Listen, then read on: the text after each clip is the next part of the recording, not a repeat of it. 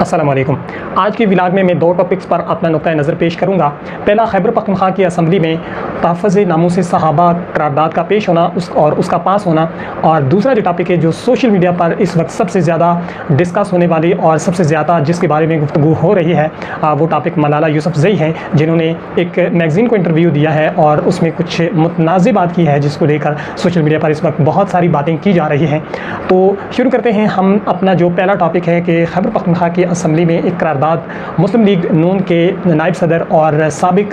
जो वफाकी वज़ीर रहे हैं सरदार मोहम्मद यूसुफ़ साहब, उनकी जानब से एक करारदाद पेश होती है जिसमें ये मुतालबा किया जाता है कि ताज़ीरात पाकिस्तान के दफ़ा 298 के अंदर तरमीम की जाए और उसके अंदर जो सज़ा है वो 3 साल से बढ़ाकर उसको उम्र कैद या फिर फांसी तक इसको बढ़ाया जाए, इसमें तरमीम की जाए। तो ये तहफ़्फ़ुज़ नामूस सहाबा और तहफ़्फ़ुज़ नामूस अहले बैत के हवाले से ये करारदाद पेश की गई, जिसको मुत्तफ़िक़ा राय से पूरी जो खैबर पख्तूनख्वा की असम्बली थी उसमें इस करारदाद की तायीद की गई और इसको मुत्तफ़िक़ा तौर पर इसकी हमायत कर ली गई। और अब इस करारदाद को लेकर जो सोशल मीडिया पर बहुत सारे वो लोग जो कि दिफ़ाई नामूस सहाबा के लिए काम करते हैं, जिन लोगों ने नजराने पेश किए हैं, जो लोग अरसा दराज से दिफ़ाई नामूस सहाबा के लिए काम करने वाली तंजीमों के साथ हैं या कि किसी भी जमात ऐसी के साथ हैं जो बड़ी मुश्किल हालात से भी गुज़री है, अच्छे दौर से भी गुज़री है, लेकिन वो लोग उनके साथ रहे हैं, तो उनकी जानब से जो सरदार यूसुफ़ साहब को सराहा जा रहा है या सरदार यूसुफ़ साहब की हमायत की जा रही है, तो मेरे ख्याल में ये एक अच्छा पैगाम है, चूँकि उन लोगों का काम ही दिफ़ाई नामूस सहाबा है। तो उनको इस चीज़ की कोई गरज नहीं कि कौन सी जमात का जो लोग हैं वो इस चीज़ को सपोर्ट कर रहे हैं। अपने मिशन के लिए जो भी किसी भी पार्टी का कोई शख्स अगर काम करता है तो उसको वो सराहेंगे, और हकीकत भी ऐसी है, चूँकि ये सिर्फ उस जमात का या उस तंजीम का मसला नहीं है, ये तमाम मुसलमानों का मसला है, चूँकि जो सहाबा इकराम और अहले बैत हैं वो तमाम मुसलमानों के ईमान का अहम हिस्सा हैं। और दूसरी जानब एक वो ग्रुप भी है जो कि सरदार मोहम्मद यूसुफ़ साहब का जो है वो सियासी पार्टनर कह रहे हैं या कि सियासी तौर पर वाबस्तगी है, तो वो लोग भी इसको बड़ा सराह रहे हैं।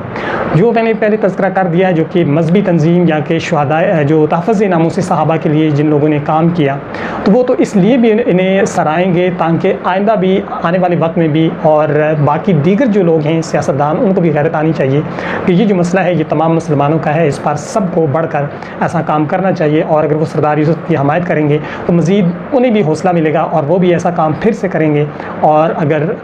कोई और देखता है तो उसे भी हौसला मिलेगा। और दूसरी चीज़ ये भी है कि जो KPK का इलाका है और बिलखसूस हज़ारा डिवीज़न, उसमें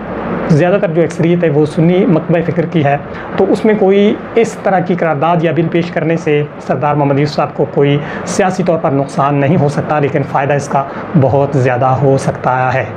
इसी पॉइंट को लेकर अभी से ये काम शुरू हो चुका है। वहाँ के जो सरदार मोहम्मद यूसुफ़ साहब के जो चाहने वाले हैं, जो उनके पार्टी वर्कर हैं या कि ज़ाती तौर पर उनको चाहने वाले, उनको फॉलो करने वाले, उनके जो फॉलोअर्स हैं, उनके सोशल मीडिया का भी अगर विज़िट किया जाए तो आप इस चीज़ को देख सकते हैं कि अभी से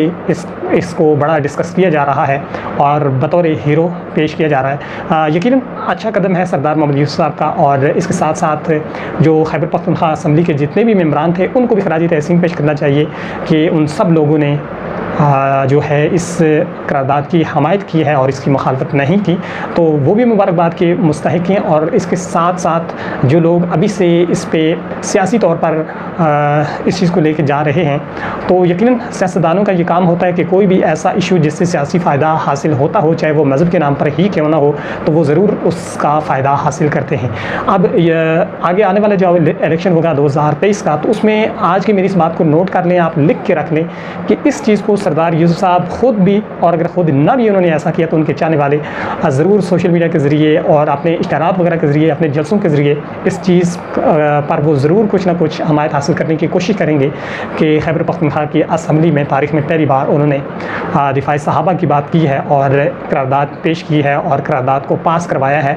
और इस चीज़ को वो करेंगे। आपको याद होगा कि मुस्लिम लीग नून की जब हुकूमत थी तो उस वक्त उन लोगों ने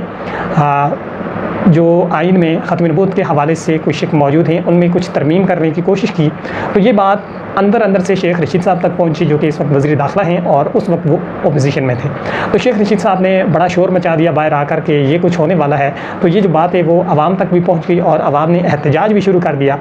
तो चूँकि ये तो जितने भी पार्लियामेंट के अंदर मेंबर मौजूद थे उन सब का ये हक़ बनता था, जिसको भी पता चलता वो उस पर एहतजाज करता। शेख रशीद साहब ने उस वक्त एहतजाज तो किया, ये उनका अहसन इक़दाम है, लेकिन उसके बाद उन्होंने उस चीज़ को बहुत ज़्यादा यूँ समझने की फ़रोख्त भी किया। उसके बाद चूँकि मैं शेख रशीद के बिल्कुल पड़ोस में रहता हूँ, तो यहाँ बाहर गलियों के अंदर भी हर जगह उनका ये चूँकि हल्का है, इस वक्त यहाँ से शेख राशिद शफीक साहब जीते हुए हैं और शेख रशीद साहब भी यहाँ पर ही उन्होंने इलेक्शन लड़ना था, लेकिन बाद में आरिफ अब्बासी साहब जो हैं उनकी वजह से फिर ये वाला जो हल्का है यहाँ पर कुछ रोक दिया गया था इलेक्शन और बाद में शेख राशिद शफीक साहब यहाँ से जीते। तो शेख रशीद साहब ने इसको बड़ा अपने सियासी तौर पर इस्तेमाल करने के लिए इस चीज़ को बड़ा बेचा और उनके इश्तिहारात पर मुजाहिद ख़त्म नबूवत लिखा जाता और गली गली के अंदर जो पोस्टर लगे होते थे, जो कि वहाँ पर हर गली के अंदर जितने भी पोस्टर थे तो अक्सर पोस्टर्स के ऊपर इसी तरह लिखा होता था कि मुजाहिद ख़त्म नबूवत शेख रशीद साहब, कलम दबात उसका जो इंतखाबी निशान था। तो बहुत ज़्यादा उसने इसकी कीमत वसूल की, इस तरह से लोगों की हमायत हासिल करके। और ये वतीरा होता है सियासतदानों का कि कोई भी ऐसा जब वो काम करते हैं तो वो उसकी कीमत ज़रूर वसूल करते हैं, यानी कि उसका मफाद वो ज़रूर हासिल करते हैं। ये सियासतदानों की इसके अंदर जो है ये फितरत कह लें या कि जो भी नीयत में हमें शक नहीं करना चाहिए, लेकिन वो इसका जो है वो कीमत ज़रूर वसूल करते हैं लोगों की हमायत की सूरत में और अपनी सियासी मफाद की सूरत में। तो आगे चलकर इस चीज़ का फ़ायदा सरदार यूसुफ साहब और सरदार यूसुफ साहब के जितने सपोर्टर भी हैं वो भी इस चीज़ को यकीनन इस्तेमाल करेंगे। लेकिन फिर भी जिन जिन लोगों ने इस मिशन पे काम किया है या फिर इस तरह ये जो करारदाद पेश हुई और फिर उसको पास किया, यकीनन तमाम लोग जो हैं वो खराज अक़ीदत के मुस्तहिक हैं, मुबारकबाद के मुस्तहिक हैं। आइंदा भी उन्हें इस तरह मुक़द्दस शख्सियात और सहाबा व अहले बैत के तहफ़्फ़ुज़ के लिए आगे बढ़कर काम करना चाहिए और हमारी अदालतों को भी इस पर ठोस इक़दामात करने चाहिए। बहुत सारे ऐसे केसेस होते हैं कि जिनके फ़ैसले नहीं आते और बाद में उन लोगों को मुल्क से बाहर भेज दिया जाता है और मुल्क के अंदर एक फ़साद बर्पा हो जाता है। तो कानून बना लेना या कि बिलें पास कर लेना और फिर उनको कानून बना लेना ये कोई बड़ी बात नहीं है। कानून पर अगर अमल दरामद होगा तो उसके बाद ही ये तमाम तर जो मामलात हैं वो ठीक होंगे। लेकिन कानून पर अमल दरामद करवाने में सबसे बड़ी जो रुकावट हैं वो भी यही लोग हैं जो कि हमारे सियासतदान और जो एक अशराफिया है जो कि जजेस को भी ब्लैकमेल कर लेता है और बाद जजेस भी जो कि इनकी अपनी खुद साख्ता तरीके से इन्होंने अदालतों के अंदर लगाए थे अपनी मर्ज़ी से एक माफिया बनाने के लिए, तो ये सब इस मामले के अंदर हायल हो जाते हैं। तो अल्लाह करे कि इस मुल्क के अंदर ये जो फ़िरक़ा वारियत की फ़िज़ा है और फिर मुक़द्दस शख्सियात की तौहीन करना, सहाबा इकराम पर लान तान करना, ये जो सिलसिला है ये अल्लाह करे हमेशा के लिए ख़त्म हो जाए और अगर खुदा न खास्ता ऐसा कोई वाक़या आए भी तो उसको अमली तौर पर सज़ा भी हो, ताकि आने वाले जो लोग हैं वो इस तरह की हरकत करने से पहले सोचें ज़रूर, उन्हें इबरत हासिल हो। दूसरा जो टॉपिक इस वक्त सोशल मीडिया पर गर्दिश कर रहा है वो है जी नोबेल प्राइज़ मलाला यूसुफ़ज़ई, जो कि इस वक्त यूरोप के अंदर मौजूद हैं और यूरोप के अंदर वो इंजॉय कर रही हैं। गुलमक्की के नाम से उठने वाली मलाला यूसुफ़ज़ई जो कि तालिबान के एक हमले में ज़ख्मी होती है स्क्रिप्ट के मुताबिक, तो अब जो है वो यूरोप के मज़े ले रही है और उसकी जानब से एक बयान जो कि इस वक्त बहुत सारी वेबसाइटों पर और बहुत सारे जो सोशल मीडिया के पेजेस हैं उन पर इसको डिस्कस किया जा रहा है और आम सार्फिन जो सोशल मीडिया इस्तेमाल करते हैं वो भी इस पर शदीद एहतजाज कर रहे हैं कि जिस तरह से उन्होंने कहा है कि निकाह के फार्म पर दस्तखत करना ज़रूरी है क्या? ऐसा भी तो हो सकता है कि जो पार्टनर हैं ज़िंदगी में एक दूसरे को वैसे ही पार्टनर बना लें। तो ये एक इंतज़ामी चीज़ है कि निकाह का जो फार्म फिल किया जाता है और जो तकरीबात होती हैं, निकाह होता है, ये एक इंतज़ामी प्रोसेस है। वैसे मेन चीज़ जो होती है वो दोनों की मर्ज़ी होती है। अगर दोनों लड़की लड़का राज़ी हैं तो उसके बाद जो है ये एक इंतज़ामी प्रोसेस होता है। और वैसे भी किसी भी मज़हब के अंदर जो है वो इस तरह नहीं होता कि इतनी आज़ादी हो, चाहे वो हिंदू हों, सिख हों, मुस्लिम हों, ईसाई हों, हत्ता कि कोई भी मज़हब होगा तो उसके अंदर जो कॉन्सेप्ट बॉयफ्रेंड गर्लफ्रेंड का जो होता है या कि मियाँ बीवी का जो होता है, तो उसके अंदर उन दोनों को उतनी गैरत होती है। अगर मर्द के तलकात किसी दूसरी औरत के साथ होते हैं तो उसकी जो वाइफ है उसको उस पर एतराज़ होता है और हमेशा जो मर्द है बीवी से छुप कर वो नाजायज़ तलकात रखेगा। और इसी तरह से अगर बीवी किसी के साथ गलत तलकात रखेगी तो शौहर की गैरत कभी भी गवारा नहीं करती इस चीज़ को, चाहे वो बॉयफ्रेंड हों, वो मियाँ बीवी हों या कि वो किसी भी मज़हब और मसलक से हों। तो जो बगैरत किस्म के लोग होते हैं, चाहे वो मुस्लिम ही क्यों ना हों, वो बहुत सारे ऐसे केसेस भी इस वक्त मीडिया पर हैं कि वो जो हैं ख़ावंद को पता होता है बीवी उसकी 2 नंबर होती है, बीवी को पता होता है ख़ावंद उसके 2 नंबर काम कर रहा होता है। तो ये जो चीज़ें हैं ये इतनी मतलब इन पर तवज्जो देने की ज़रूरत नहीं है। माशरे को हमने ख़ुद ही सेट करना है। जो इंतज़ामी उमूर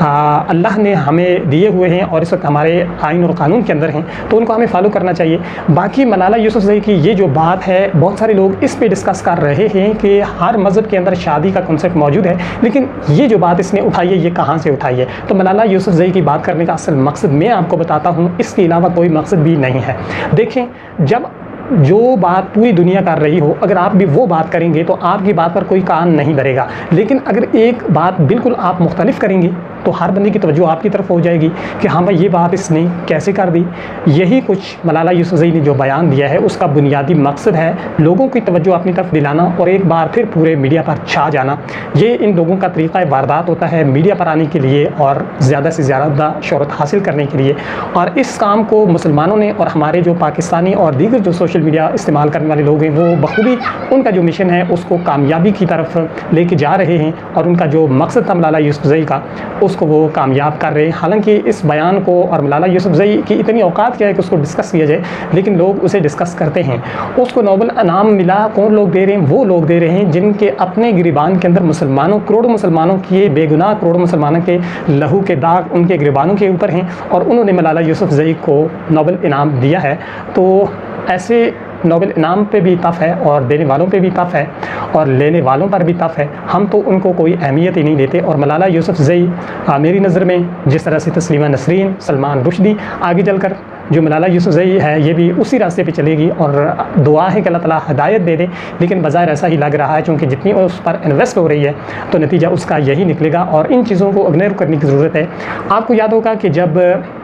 जावेद अहमद गामदी साहब नए मीडिया में आए, मतलब जब इस्लामी लेक्चर देने के लिए बतौर लेक्चरर वो जब शो हुए तो सबसे ज़्यादा इन्हें प्रमोट करने वाले हमारे उलमा इकराम थे। उनको पता था कि जिस तरह से अगर मैं कोई ऐसी बात करूंगा जो तमाम उलमा कर रहे हैं तो मुझे तो पजीराई नहीं मिलेगी मीडिया के अंदर। लेकिन जावेद गांधी साहब ने एक नई चीज़ लेकर आए तो फ़ौरन से उलमा ने उसके ऊपर एक्शन लिया और सोशल मीडिया फिर से भरमार हो गई और जावेद गांधी साहब के ख़िलाफ़ उलमा की पोस्टें, सोशल मीडिया एक्टिविस्ट जो कि मज़हब से वाबस्ता हैं उन लोगों की उसके ख़िलाफ़ पोस्टें आना शुरू हो गई, बड़े बड़े आर्टिकल लिखे गए, वीडियोस भी आना आए। तो जिन लोगों को नहीं पता था कि जावेद गांधी कौन है तो उन लोगों ने भी सर्च करना शुरू कर दिया और जाकर यूट्यूब पर और दीगर प्लेटफार्म पर जावेद गांधी साहब को उन्होंने सुना भी और उन्हें पढ़ा भी। इसी तरह इंजीनियर मोहम्मद अली मिर्ज़ा साहब ने यूट्यूब से आगाज़ किया अपने लेक्चर्स का, लेकिन उन्होंने एक नई बात पेश की, फ़िरक़ा वारियत से हट कर उन्होंने चीज़ों को वो लेकर आए। तमाम मकातब फ़िक्र के जो उलमा की जो मिस्टेक थी उन चीज़ों को उसने हाईलाइट किया तो उलमा उसके ख़िलाफ़ हो गए और अपने मेंबर और मेहराब से अपने सोशल मीडिया अकाउंट से उसके ख़िलाफ़ जब बातें करना शुरू की, अवाम ने फिर सर्च किया, हाँ भाई ये है कौन इंजीनियर मोहम्मद अली मिर्ज़ा, हम इसकी ज़रा तलाश करें, हम भी सुने आखिर ये क्या कहता है। तो नासमझी में और इन चीज़ों को लेकर जब आप छोटे छोटे लोगों को इतना हाईलाइट करेंगे तो ज़ाहिर है उनकी प्रमोशन कर रहे हैं आप, तो फिर उनका मशहूर होना ये तो बनता है। और फिर वो भी हर दौर के अंदर जब वो समझेंगे अब जो है हम थोड़े खामोश हो गए तो हमारा डिस्कस हम नहीं हो रहे मीडिया पर, तो वो नया शोशा छोड़ देंगे। जिस तरह से माजी में वीना मलिक का क्या तरीक़ाकार होता था, वो कभी किसी क्रिकेटर के साथ अपने गलत नाजायज़ तलक़ात की अफवाहें छोड़ देती, कभी क्या छोड़ती और इससे वो मीडिया में इसी तरह से रहती। तो ये इन लोगों का तरीक़ाकार होता है। इसी तरह आप देख लें सलमान गुरैया जो कि